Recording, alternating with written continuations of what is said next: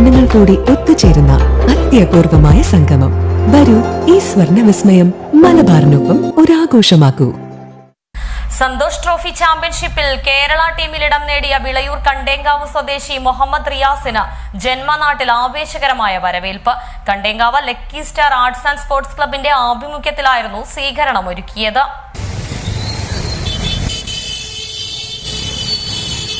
Santhosh trophy football ചാമ്പ്യൻഷിപ്പിൽ കേരളത്തിന് വേണ്ടി കളത്തിലിറങ്ങുന്ന വിളയൂർ കണ്ടേങ്കാവ് സ്വദേശി മുഹമ്മദ് റിയാസിനാണ് ജന്മനാട്ടിൽ ആവേശകരമായ സ്വീകരണം ഒരുക്കിയത്.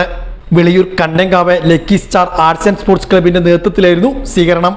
വിളയൂർ സെന്ററിൽ നിന്നും വാദ്യമേളങ്ങളുടെയും പൈക്കുകളുടെയും അകമ്പടിയോടെയാണ് മുഹമ്മദ് റിയാസിനെ ജന്മനാടായ കണ്ടേങ്കാവിലേക്ക് ആനയിച്ചത്. വിളയൂർ സെന്ററിൽ നടന്ന ചടങ്ങിൽ ഗ്രാമപഞ്ചായത്ത് president MK Baby Girija, vice president KP Noufal, മറ്റു ഗ്രാമപഞ്ചായത്ത് അംഗങ്ങൾ, വിവിധ രാഷ്ട്രീയ പാർട്ടി പ്രതിനിധികൾ, ക്ലബ് ഭാരവാഹികൾ